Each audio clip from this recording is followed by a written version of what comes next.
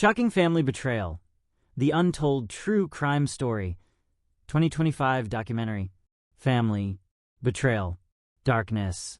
What happens when the walls of a home become your worst nightmare? This is the untold story of a man trapped in an endless cycle of terror, haunted by the very people he loved. Will he escape, or will the darkness consume him forever? Watch until the end to uncover the chilling truth. The air was thick, heavy with the kind of silence that feels suffocating. The house creaked, creak, the floorboards groaning under a weight they were never meant to bear.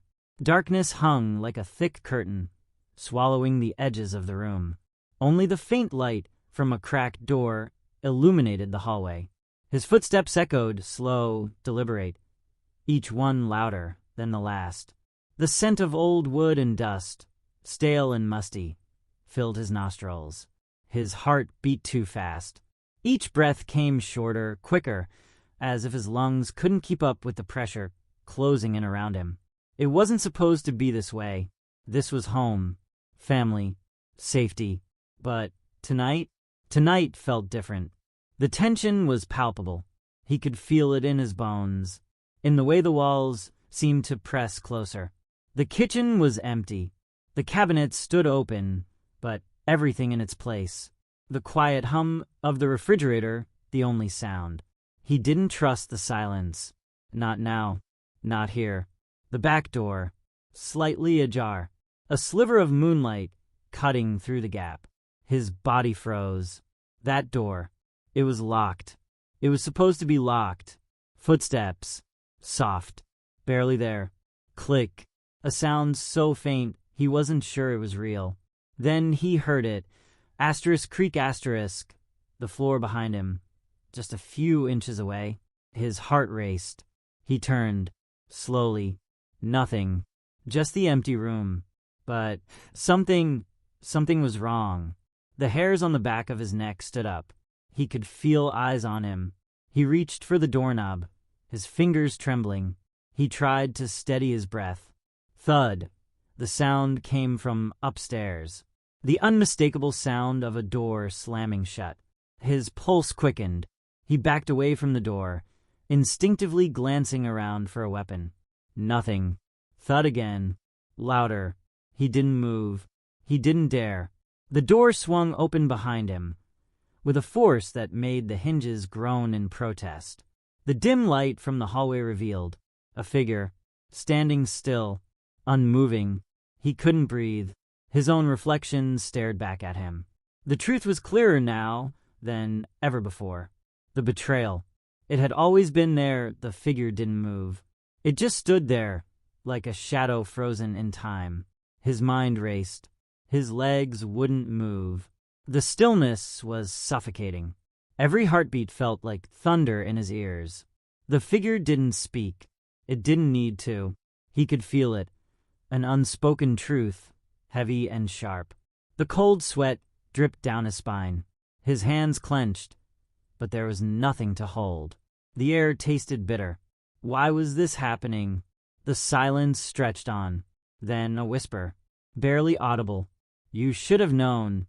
He spun around, but no one was there. The voice came from inside his own head, a memory long buried. He wanted to scream, to run, but his body wouldn't obey. The room, the house, everything felt wrong. The walls seemed to close in. The betrayal. It lingered in the air like a thick fog. Every corner of the house echoed with a distant sound, a door opening and closing. But he wasn't sure if it was real. Footsteps. Closer now. No longer faint. The floor creaked under the weight of someone else. He didn't look. He couldn't. But he felt it. The presence. The eyes watching. He turned slowly. This time, the figure was no longer standing still. It moved toward him. No, it wasn't a figure. It was a person. His breath caught. His own flesh and blood. His brother. The face was pale, almost ghostly. Eyes wide, like they'd seen something unspeakable.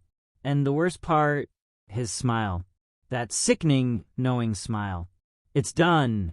his brother whispered, voice hollow. He couldn't answer. He couldn't speak. His mind was a blur. Nothing made sense. Done. Done with what? And then asterisk, the realization hit asterisk. He had been betrayed. The trust. The family. All of it had been a lie. The room spun. The walls, closing in faster now. His brother's smile grew wider. Did you really think you knew everything, brother?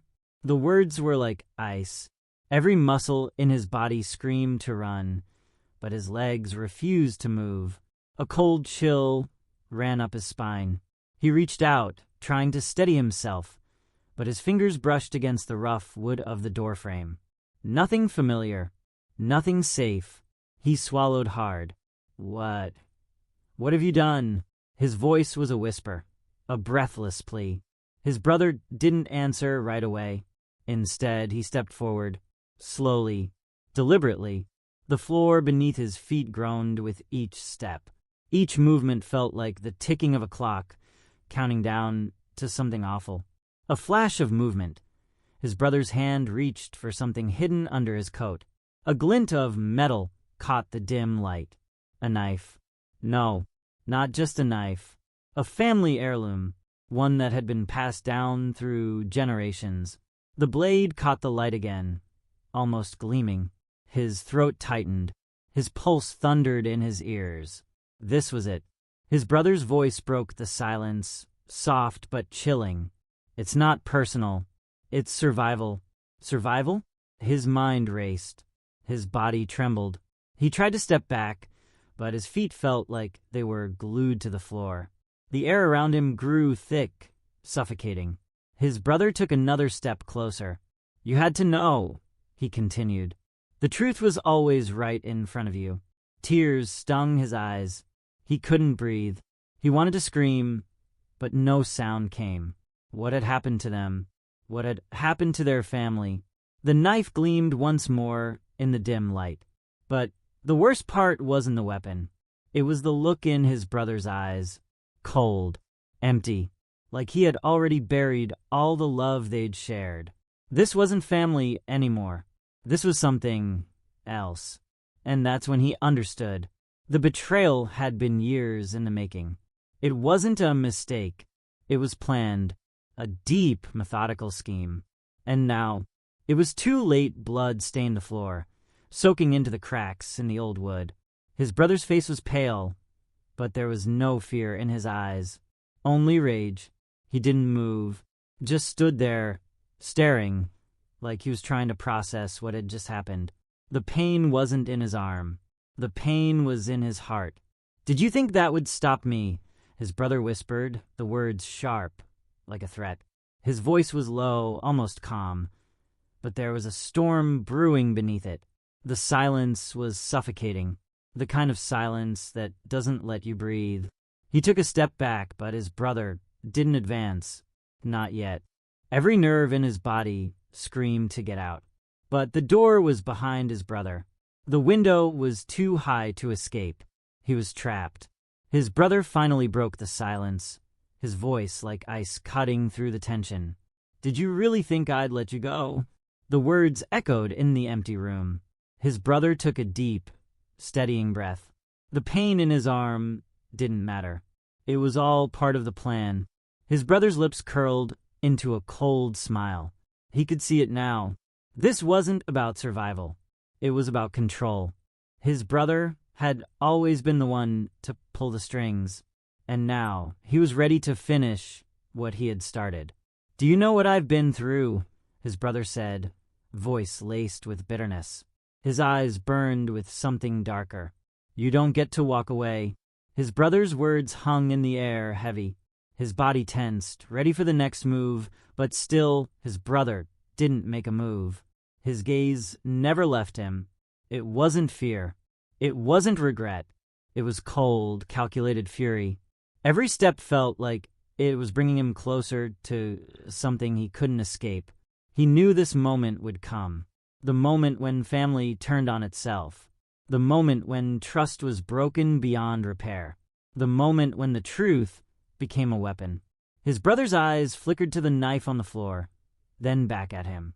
He could see the temptation in his brother's eyes, a sickening hunger, and it wasn't for power. It was for destruction.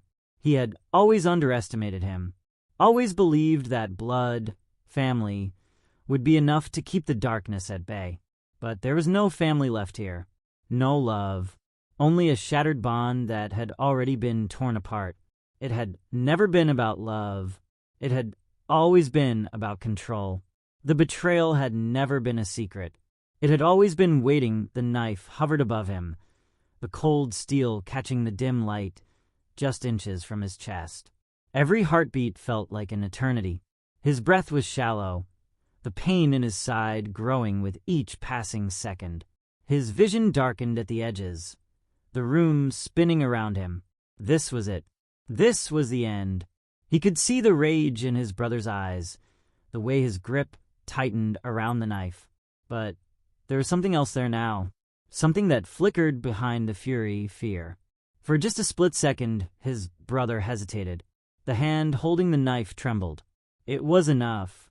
Instinct surged through him. He reached up, grabbing his brother's wrist with all the strength he had left. Pain shot through his body, but he didn't let go. His brother's eyes widened in shock. "Why?" he gasped. "Why now?" The knife wavered, but it was still dangerously close. "Because it's not over," he managed to say through clenched teeth. His brother's breath was uneven, his gaze flickering to the knife, then back to him. The hesitation was gone. The rage returned, fiercer than ever. But now, something had shifted. The power had flipped. In that moment, he saw the crack in his brother's resolve. His brother wasn't as invincible as he had always seemed. And with that, he did the one thing his brother hadn't expected. He let go of his brother's wrist, using the momentum to shove him away. His brother stumbled backward, off balance, just enough to give him a chance. He didn't think. He didn't wait. He scrambled to his feet, pain blurring his senses. But he was moving. Faster now.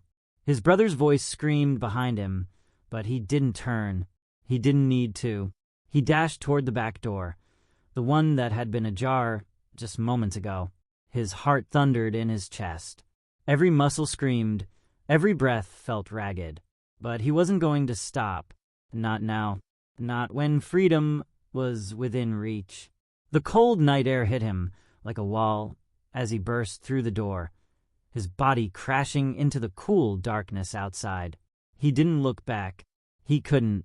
He ran as fast as he could, the sharp sting of his injury forgotten in the rush of adrenaline. The night swallowed him whole. He had no idea where he was going, no plan, just the desperate need to get away. But in the back of his mind, one thought gnawed at him. This wasn't over. Not yet. The ground beneath his feet was uneven, the sharp crunch of gravel beneath his shoes barely audible over the pounding of his heart. He ran through the yard, into the woods. The trees loomed around him like dark sentinels, their twisted branches reaching out like fingers in the dark. His breath was ragged, each inhale burning his lungs. But he didn't stop. Not yet. Behind him, the house seemed to vanish into the night. But his brother's voice, the anger, the betrayal, those echoes followed him. The chill of the night air bit into his skin, but it was nothing compared to the coldness gnawing at his soul. He couldn't escape the truth. His brother had always been there, lurking, waiting for the right moment. A step, then another. The pain in his side flared again, sharper this time. His hands trembled, and blood soaked through his shirt. But still he didn't stop. He could feel the weight of the night closing in, the darkness pressing down on him. And then, the faintest sound, footsteps. Heavy. Too close. He froze. He didn't dare look back. But he could hear the sound of them, his brother, getting closer. His breath hitched, the panic rising. Asterisk, no, not now. Not again, asterisk. He glanced around, frantic. A sharp turn to the left, into the thicket of trees. The underbrush scratched at his legs as he pushed forward. His thoughts were clouded, the urgency rising. But one thing burned clearly in his mind. He couldn't let his brother catch him. Not like this. The footsteps grew louder, closer. He could hear his brother's ragged breathing now, just on the edge of the woods. The darkness felt thicker, pressing in on him like a vice. His chest tightened. His legs were slowing. He was running on pure instinct now. A flash of light. Through the trees' headlights. A car. His heart skipped a beat. He knew the road wasn't far. Not far enough to outrun his brother. But if he could make it, he pushed forward. Faster. The sound of his brother's footsteps grew louder. Closer. The headlights grew brighter. He didn't look back. Not once. Not even when the voice behind him shattered the still night air. Asterisk, you can't outrun me forever, asterisk. It was a promise, and it was one he had no choice but to ignore. The headlights cut through the trees, bright and blinding, but they were still too far away. He pushed himself harder. His legs screamed in protest, each step more painful than the last. But the sound of his brother's pursuit kept him moving. Closer, closer. The car was his only chance. The gravel road was just ahead, its outline barely visible in the shadows. But the trees were thick, the branches clawing at him, slowing him down, as though they were trying to hold him in place. Every breath felt like it might be his last. The headlights flickered again, closer now. Just a few more steps. Then he broke through. The road. It was just ahead. His eyes locked on the car, the glimmer of hope fading in as the distant sound of his brother's steps grew louder. He wasn't going to make it. The voice, his brother's voice, echoed again, sharp and full of malice. You can't hide forever. His body burned, his limbs weak and heavy. But he didn't stop. He couldn't. He reached the road, feet scraping against the gravel, lungs burning. The car's headlights were so close now, but the world seemed to slow down, every movement dragging. The engine revved. The car wasn't stopping. His hand shot out, reaching for anything. He couldn't wait. He had to act now. With everything left in him, he sprinted for the road. The car's headlights blazed, the sound of the engine roaring louder. Then, asterisk screech, asterisk. A sharp, blood-curdling screech as the car slammed to a halt just inches away from him. His heart leapt into his throat. For a moment, time froze. The driver's door swung open, and a shadow emerged, familiar. But it wasn't his brother. His pulse faltered. It was her, his mother. Her face was pale, strained, but her eyes, those eyes, were full of panic. "Get in," she shouted, voice sharp and urgent. Without thinking, he dove into the passenger seat. The door slammed shut behind him. The car lurched forward, tires spinning, kicking up gravel. He glanced behind them, just as the trees blurred into the distance. But even as the car sped down the road, his mind didn't rest. His brother would be out there. He would never stop. The car raced through the night, the headlights cutting through the darkness. But all he could hear, all he could feel, was the echo of his brother's words. Asterisk, you can't outrun me forever. Asterisk. And in the silence of the car, he realized something. The escape wasn't over. It had only just begun. The car sped down the winding road, the engine's growl filling the night. His body shook, but it wasn't from the cold. His heart was still racing, every beat pounding like a war drum in his ears. He couldn't breathe, not yet. His mother's hands gripped the steering wheel tight, knuckles white under the dim light. She didn't speak. Her eyes darted to the rearview mirror every few seconds, as though expecting something to appear behind them. His gaze kept flicking between her and the darkness closing in around them. "Mom," he finally whispered, his voice hoarse, barely a sound. She didn't look at him, but she nodded. He could feel the tension, the dread in the air, thick as smoke. "You didn't," he stopped, throat tight. "You didn't tell me." The silence stretched, heavy and unyielding. His mother's jaw clenched, her lips pressing together in a thin line. Then, softly, she spoke. Some things are better left unsaid. She didn't say more, but the weight of her words hung in the air like a storm waiting to break. He looked out the window, trying to push the images of his brother's cold eyes from his mind. Was it really over?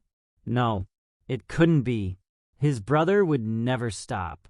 And then a noise, a crackle from the radio. It was faint, almost drowned out by the roar of the engine. But it was there. His heart skipped a beat. The radio static hissed, followed by a voice. "Do you think you're safe?" His breath caught in his throat. It was his brother's voice. It sent a jolt through him. His mother's face tightened, her hands gripping the wheel even harder. "He's still out there," she said, barely a whisper. "Mom, what is going on?" His voice cracked with panic, but she didn't respond. Instead, her eyes locked onto the road, her focus intense. The radio crackled again. "Asterisk, you can't hide. I'm coming for you, asterisk." And then silence. The words hung in the air, suffocating, like a noose tightening around them. His brother had been waiting, always waiting. His mother slammed the gas pedal harder, the car surging forward. The headlights cut through the dark, but it wasn't enough. They weren't fast enough. He could feel it, a presence closing in, a shadow in the night. His brother was still hunting them. And no matter how far they drove, no matter how fast they went, he wasn't going to stop until they were both gone. His brother's words rang in his head, louder now. "You can't outrun me forever." And now, as the car raced into the darkness, he realized there was no escape. There never had been. The car whipped around a sharp curve, tires screeching as it fought for grip on the slick road. The darkness outside felt alive, pressing in on them, thick and suffocating. His mother's face was a mask of concentration, but there was something else behind her eyes. Fear. For him. For herself. For what was still to come. The headlights cast eerie shadows across the trees, stretching long and twisted. The radio crackled again. This time, the voice was louder, closer. "You can't run from me anymore. I'll find you." His blood ran cold. It was like his brother was right there, whispering in their ears. He gripped the edge of the seat, heart pounding, a sick feeling pooling in his stomach. His mother's hands trembled slightly on the wheel, but she didn't slow down. "Mom," he gasped, barely able to keep his voice steady. "What did you mean? What do you know? What's going on?" She didn't answer at first. Her eyes stayed locked on the road, but her lips parted as if trying to form the words. Finally, she spoke. "He's always been this way. You never knew, but I..." She swallowed hard, her words faltering. "I thought he would change." His head spun. What was she talking about? His brother had always been the quiet one, the one who kept to himself. But this was a different side of him, a monster he hadn't known existed. His mother's gaze shifted briefly to him, and for the first time, he saw something in her eyes that he hadn't expected. Asterisk, guilt, asterisk. The car's engine roared as she pushed it faster, ignoring the sharp turns and the rough road. "I thought I was protecting you," she whispered. He felt the weight of her words settle deep in his chest, heavy as lead. But before he could respond, the car jerked violently. A tire burst. The sound of rubber tearing through the air was deafening. The car swerved dangerously, fishtailing across the road, but his mother fought to regain control. "Hold on," she shouted, her voice strained. The vehicle careened toward the edge of the road, the trees too close, too fast. And then, asterisk crash, asterisk. The world spun violently. Metal crumpled. Glass shattered. For a moment, everything went black. The silence was deafening. He could feel the blood pounding in his ears, hear the ringing in his skull. His breath was shallow. His vision blurred as he tried to focus, his body aching. He blinked several times, forcing himself to come back to reality. Through the haze of pain, he saw his mother, slumped over the wheel. Her body was still, unnaturally still. "Mom." He reached out, shaking her gently, but there was no response.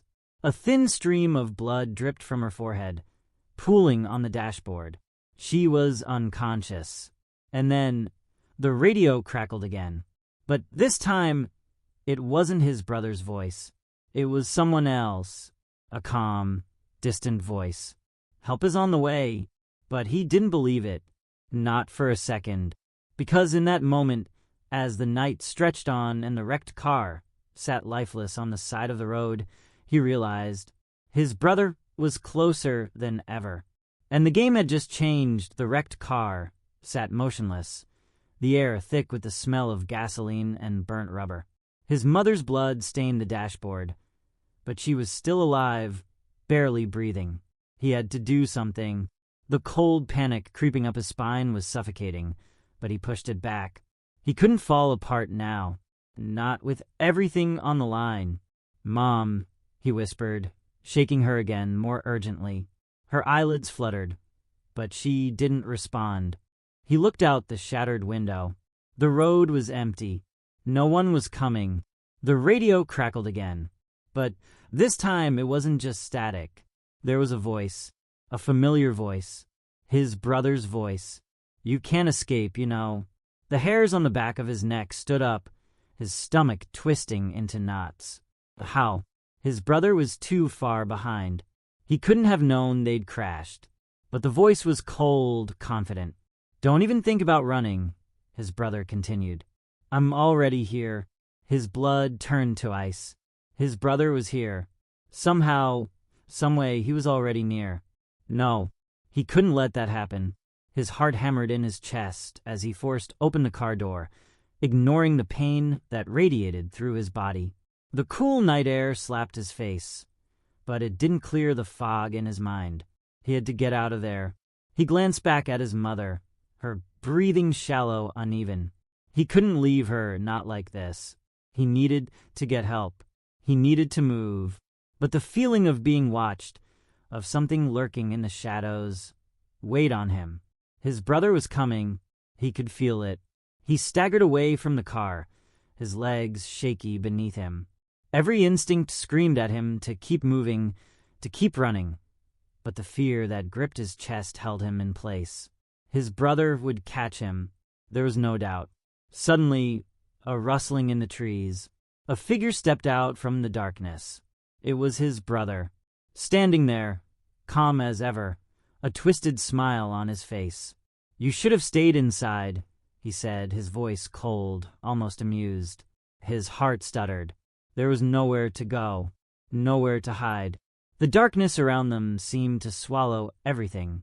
"I thought you'd learned by now," his brother continued, stepping closer, each footfall heavy with menace. "Family always wins in the end." His brother raised his hand, the glint of a knife catching the faint moonlight.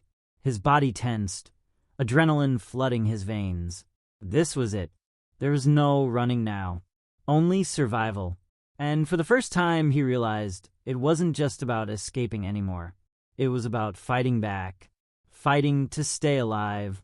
The forest around him was unnervingly quiet, save for the distant rustling of leaves in the wind.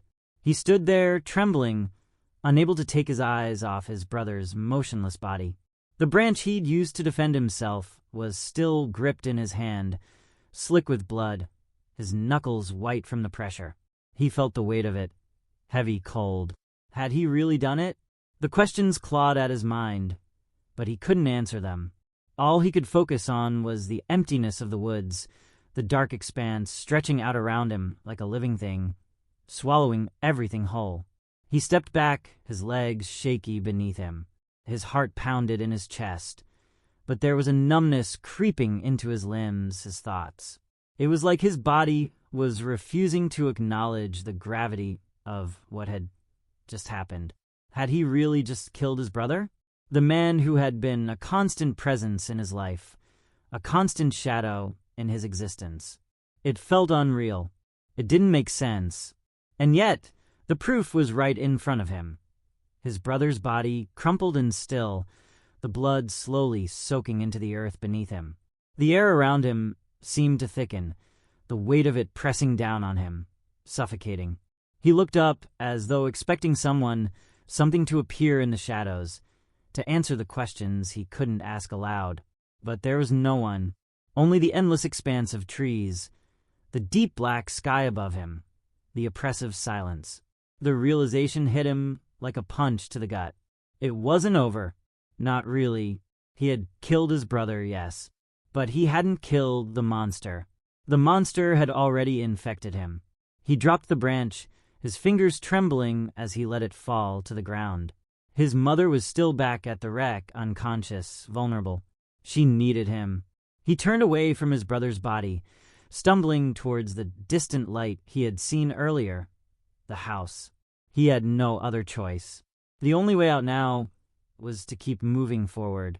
But even as he walked, he couldn't shake the feeling that his brother wasn't really gone, that some part of him had crossed over into him now, and it was waiting for the moment to take over. As he made his way deeper into the woods, the thought twisted in his gut. Could he ever truly escape what he had become? Or had the darkness already claimed him, as it had claimed his brother before him? The woods grew darker with each step, the trees pressing in around him as if the night itself was closing in. The distant light of the house flickered like a mirage, just out of reach. But he couldn't stop. He had to get to it. His breath came in shallow gasps, each exhale hanging in the cold air. The ground beneath his feet felt unsteady, the earth slick and uneven. But it wasn't just the terrain. It was the weight of what he had done. It gnawed at him. The images of his brother's lifeless body kept flashing in his mind, his face twisted in pain, eyes staring blankly at the sky. He couldn't escape it. The deeper he moved into the forest, the more distant the house seemed. The darkness began to feel like a living, breathing thing, wrapping around him, suffocating him with its presence. Was it too late to stop? He shook his head. There was no stopping now. He had crossed a line, one that couldn't be undone. The world felt unreal, a twisted dream he couldn't wake up from. Every crack of a twig underfoot sounded louder now, more threatening. His nerves were raw, every sound setting him on edge. A sudden rustle in the brush made him freeze, his heart leaping into his throat. It was him, his brother. He turned wide-eyed, his breath coming in ragged gasps. But the darkness revealed nothing, just the empty trees and the distant, hollow silence. He stood frozen, his mind racing, adrenaline flooding his veins. But there was no sign of movement. It was just the forest, just the endless night. He forced himself to keep moving, but the feeling wouldn't leave him, that feeling of being watched, of being hunted. He could almost hear his brother's voice again, that mocking tone, whispering through the wind. You thought you could escape. His legs felt like lead, each step harder than the last. The house should have been in sight by now. Why was it taking so long? The door slammed behind him with a finality that sent a chill through his spine. No, there was no going back. His fingers trembled as he reached for the walls, the cold wood beneath his touch vibrating with something unseen, something wrong. A distant creak echoed from the hallway ahead, followed by a low, rumbling whisper that seemed to come from everywhere and nowhere. You never left. He spun, his breath caught in his throat. The house was alive.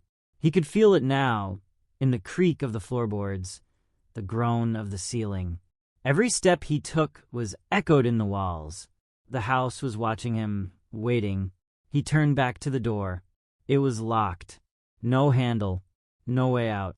He pounded on it, his fists crashing into the solid wood, but it didn't budge. Behind him, the whisper grew louder. It was his mother's voice again, but it wasn't her. It was something darker, something twisted, like the house itself had taken her voice and warped it. "Come to me?" The words slithered through the air, wrapping around him, pulling at him like invisible hands. He stumbled back, his mind spinning, but his legs wouldn't cooperate. The house was closing in. The walls seemed to shift, narrowing, pressing in on him. The floor beneath his feet groaned, as if it were about to give way entirely. In the distance, a shadow flickered in the dim light, moving, shifting. A figure. He didn't need to see it clearly. He knew what it was. The figure stepped closer, its movements slow but deliberate, like it was savoring each step. His heart skipped a beat. It was his brother. But this wasn't his brother.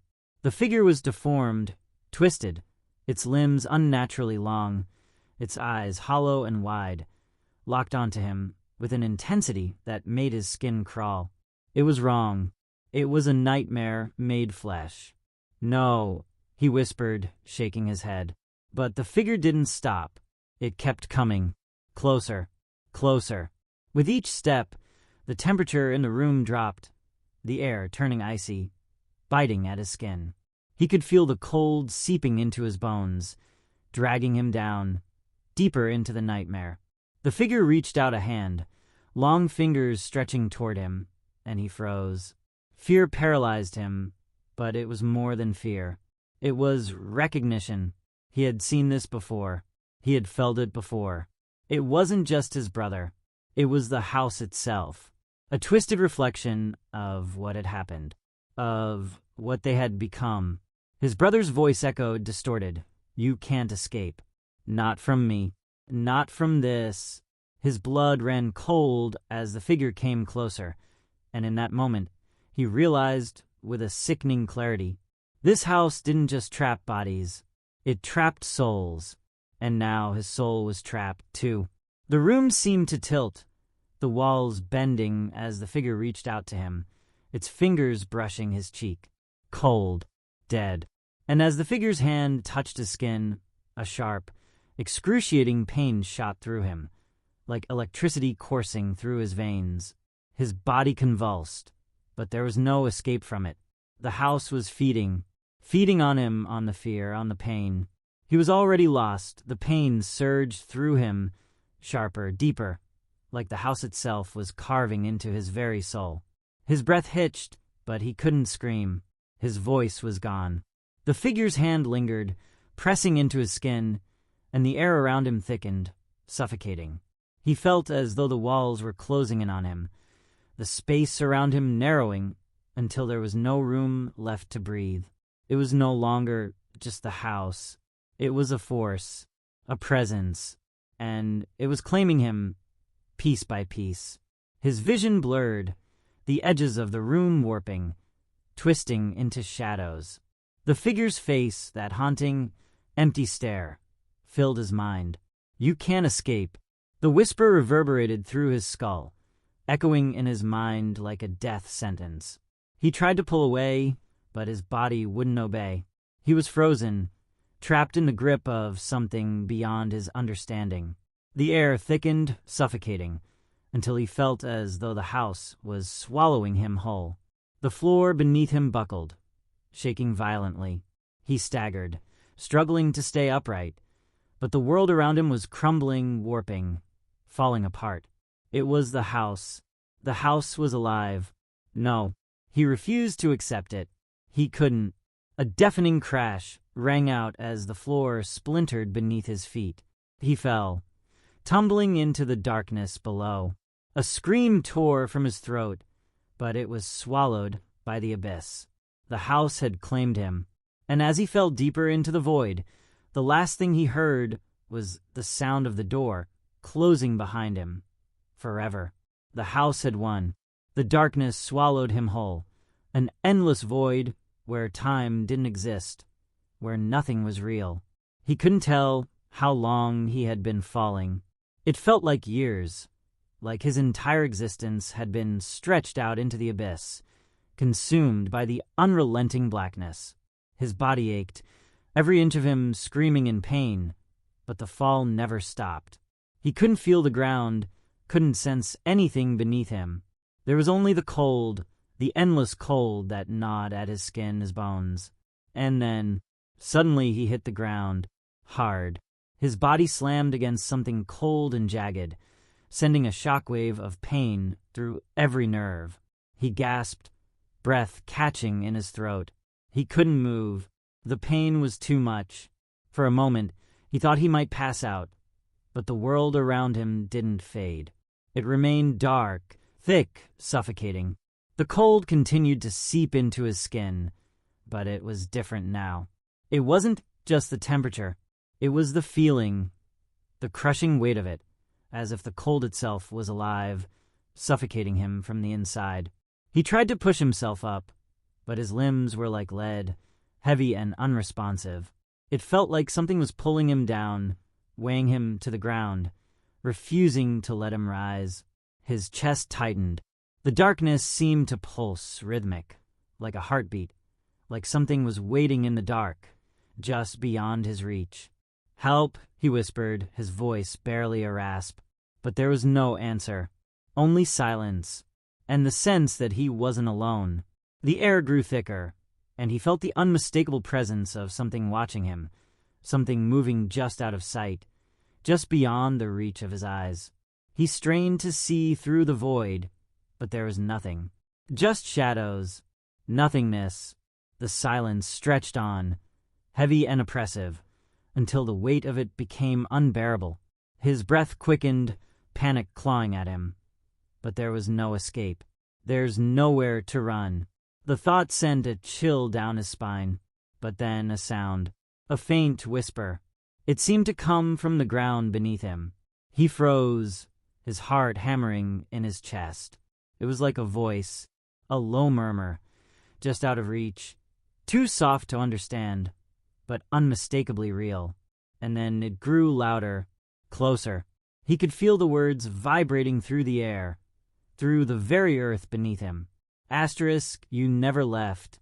Asterisk. It was the voice again. His mother's voice, but so much colder, so much darker now. The ground beneath him shifted, groaning as if something was moving just below the surface. The whisper grew into a growl, a low, menacing sound that filled the air, reverberating through the very walls of this place. And then, in a flash of terror, he realized what was happening. The house was here. It had followed him. It had never let him go. The ground buckled again, and a fissure cracked open beneath him, the darkness swallowing him whole once more. This time it was no longer just the house. It was the end. The crack in the ground widened, and with it, the void seemed to reach up, hungry and relentless, as if the very earth was eager to devour him. He gasped, the air thick in his lungs, but no matter how much he fought, his body wouldn't move. It was as if the darkness had paralyzed him, his limbs frozen in place, unable to escape the clutches of whatever this was. The walls of the abyss seemed to close in tighter, the oppressive weight of it pressing down on his chest, squeezing the breath from him. In the distance, no, not in the distance, right beside him, he heard a noise. The softest, most chilling sound. Footsteps. Slow. Deliberate. Each step was deliberate, like it was savoring the moment, drawing closer. He tried to turn his head, tried to see through the endless blackness, but it was futile. No matter how hard he tried, he couldn't move. The footsteps grew louder, closer now, and a coldness wrapped around him. It wasn't just the cold of the abyss. It was something alive. It slithered over his skin, like icy fingers crawling, probing. And then a voice. His mother's voice. But it wasn't her voice. It was twisted, a hollow echo of what it once was. It's time. The words were soft, but the malice behind them was unmistakable. The ground trembled again, shaking so violently that he thought it might crack wide open beneath him. What was this place? The thought surged through his mind, frantic, desperate for an answer. But there was no response. Only the darkness, only the cold, and the growing sound of those footsteps, impossibly close now, each one like a death knell in the stillness. The ground cracked open beneath him, jagged and unforgiving. He could feel himself being drawn toward it, the pull of it impossible to resist.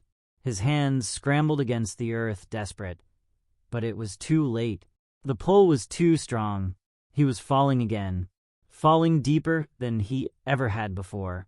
There was no light this time, no sound, only the sensation of falling, endless and unrelenting.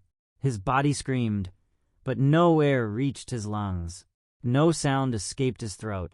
He was completely alone in this void, trapped, lost. And as he fell, he felt it. Asterisk the presence asterisk, closing in, tightening around him like a vice. It was no longer just the house.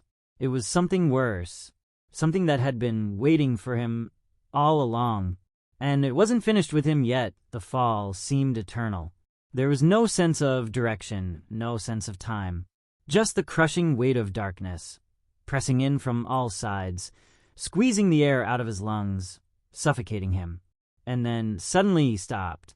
The sensation of falling ceased, as though the ground had vanished beneath him, and he was suspended in the cold, the air thick and heavy. It wasn't just darkness now. It was solid.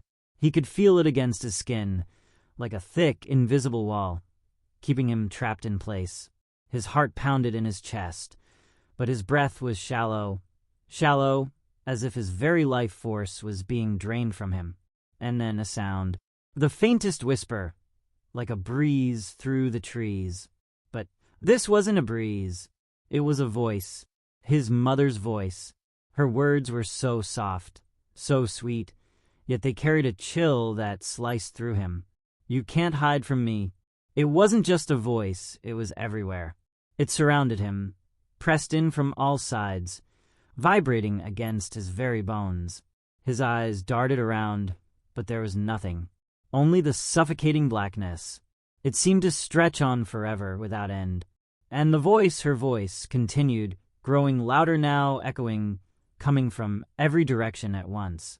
You never left. Her voice was closer now, impossibly close. He could almost feel her breath on his skin, feel her presence pressing into the corners of his mind. He closed his eyes, desperate to shut it out, but it only grew louder. It didn't make sense. None of this made sense. He couldn't escape. Not from her. Not from the house. Not from whatever had been waiting for him in this dark, suffocating place. The ground beneath him trembled again. But this time it wasn't just the ground. The entire space around him seemed to shift. The blackness rippled like water, waves crashing against him, swirling, pulling him deeper. He opened his eyes again, and what he saw nearly made his heart stop. The shadows in the darkness were shifting, moving. The shape of a figure. No, shapes appeared slowly, forming out of the dark. It was his family, but not his family. The figures were twisted, grotesque, their faces contorted in pain and hunger. His brother, his mother, but they were wrong. Their eyes were hollow, blackened, their bodies unnaturally long and distorted, like they were being consumed from the inside out. And they were staring at him, watching him. And he realized then, asterisk, they were the house, asterisk. They were the reason this place existed. It was feeding off them, off their pain, their fear. It had fed off him, too, and now it wanted more. One of the figures, his mother, moved toward him. Her eyes locked onto his, and she smiled. It wasn't a smile. It was a grimace, a rictus of hunger, and he felt it. It wanted him. He didn't scream. He couldn't. He was trapped. This was it. There was no escape. The darkness closed in, and as the figure's hand reached out toward him, his vision blurred, his body shaking with a force too powerful to resist. He realized with chilling clarity, there was no escape from the house. There was no escaping the dark. He was already a part of it. The darkness stretched on, endless, suffocating, as though time itself had stopped. His thoughts, fragmented and fading, barely clung to reality. Everything around him felt wrong. The air was thick, oppressive, and his body, what was left of it, was no longer his own. He could still feel the cold. It was inside him now, seeping into every fiber, every breath. But there was no escape. The walls of the house, if it could still be called a house, closed in tighter, warping and shifting. He could no longer tell where the floor ended and the walls began. It all blended together in an endless expanse of black, of cold. The figures, the twisted, soulless versions of his family, were everywhere. He could hear them, feel their eyes on him, their whispers weaving in and out of his mind. You can't run. The voice of his mother again, so close, but far away. It's over, but it wasn't just her. It was the house. It was all of them, feeding off his terror, his helplessness. His consciousness flickered like a dying light, each second stretching into an eternity. A deep, resonating hum filled the air, vibrating through his very being. The presence, the dark force that had consumed everything, was now inside him. The house, the thing that had once been his family, was no longer separate from him. He was it. And then, in the cold silence, a voice rose. A voice that was not his mother's, not his family's. It was deeper, darker. It filled the void like a cold, malevolent tide. You are mine now. The words echoed in his skull, rattling his bones. And the realization hit him. It wasn't just his family. It wasn't just the house. It was the darkness itself. The force that had been waiting, patient for him to come. For him to be swallowed whole. And now he was a part of it. A part of the house. A part of the endless void that stretched beyond. There was no return. No escape. Only the cold. Only the darkness. And the endless whispers of the damned, forever echoing in the void. Forever. He was trapped, just like the others before him.